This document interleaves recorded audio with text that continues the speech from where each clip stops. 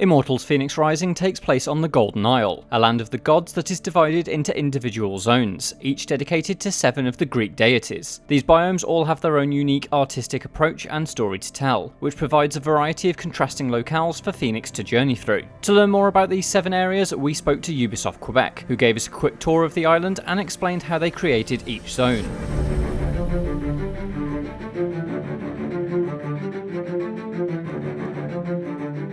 HERMES area is where Fenyx starts this journey. You wash up there after a shipwreck. You'll see that this area seems sort of devastated. What we wanted to do was to create like a visual that looks like it's been devastated and that the battle against TYPHON has been lost. You meet HERMES. HERMES tells you that you are a focus of a prophecy that says that you're going to restore the gods and help them to defeat TYPHON. So it's a relatively straightforward journey that you make on HERMES' area, Clashing Rocks, because it's sort of the tutorial area of the game, where we want to give you all of the tools, introduce you how to use each of them, and then we set you free in the world after that to go free and do whatever you'd like to do. So there's burned grass, destroyed architectures, burned trees, to truly support like your sense of progression, and also to create like a big reveal with the upcoming region that is the APHRODITE. Once you complete HERMES,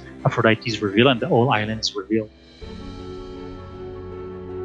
So Aphrodite's area is where it's probably the first place you're going to go because it's where the Hall of the Gods is. This is where you'll do all of your upgrading and your customizing. It's also where the gods will gather once you've saved them. So it's sort of your hub, your home base. Aphrodite she's the goddess of love. So we wanted to embrace that aspect of her by embracing nature, flowers, colors. So there's lots of water also. It's kind of calm. There's pollens, flowers, petals all over the place.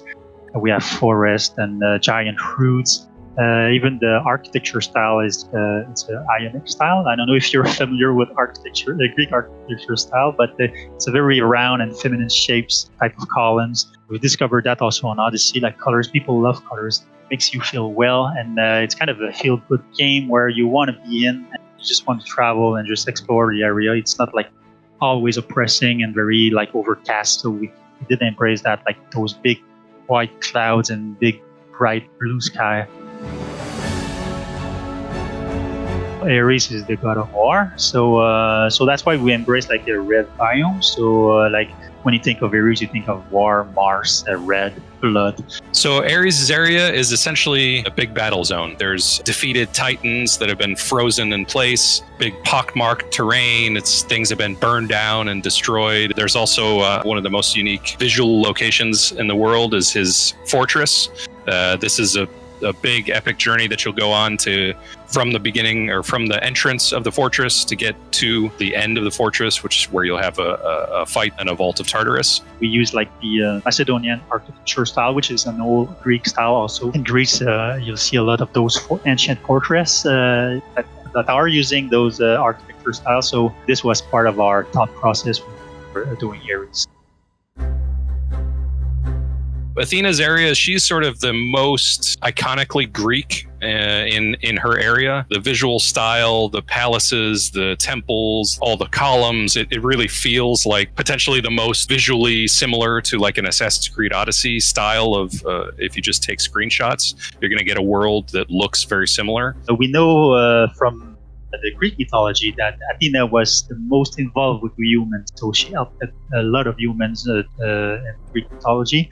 So that's why in that region is where you'll see the most classical Greek architecture styles. So there's a lot of temple all over the place, and the statue of Athena. And also there's farms, human farms, and lots of olive tree, because one of the symbols of Athena is olives. There's a storehouse for sort of heroes, because Athena is really enamored with trying to build up heroes in humanity. She believes in humanity. She believes that these heroes can save the gods. There's several places you'll cross there where there's very heavy references and interactions with things like that reference Heracles or Hercules, as most people know him, and Odysseus and Atalanta. So this is the area where you're going to feel the most classical Greek.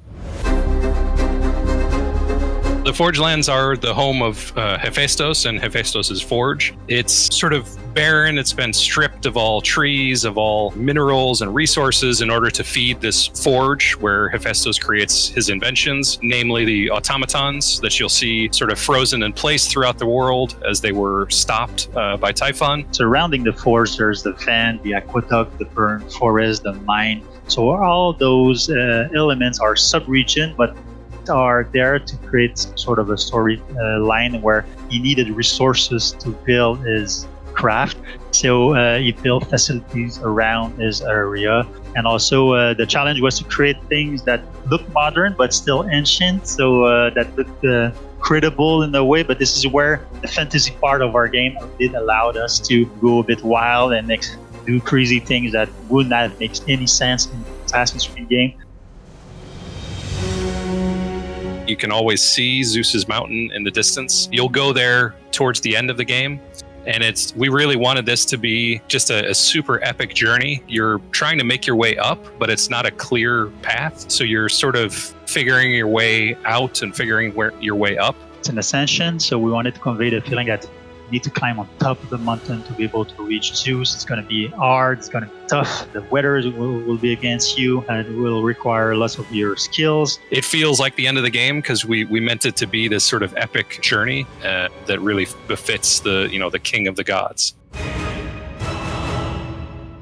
This is the central point of the map, so you're always seeing it from pretty much everywhere. But we wanted that to be a source of fear, like when you're traveling and you see the mountain come alive, the volcano come alive, and you know that there's going to be an event. So we thought, okay, since it's a fantasy game, why not try to put some hint of his face within the mountain so you can see his eyes and his mouth. That was important for us because the Typhoon is like the thing you'll see all the time. It's the ultimate villain that you'll need to defeat later on. So it's kind of always something that you're seeing. That's your final call. This is what you need to do. TYPHON is going to rage and cause something to come hunting you. There's a variety of things that can happen, but we wanted it to be something that you would look to and sort of fear until you're closer to the end of the game, when you know, like, okay, this is where I'm going to go, and this is how I'm going to complete the journey by defeating TYPHON. For more Immortals Fenyx Rising, check out one of these other videos, and for everything else, stick with IGN.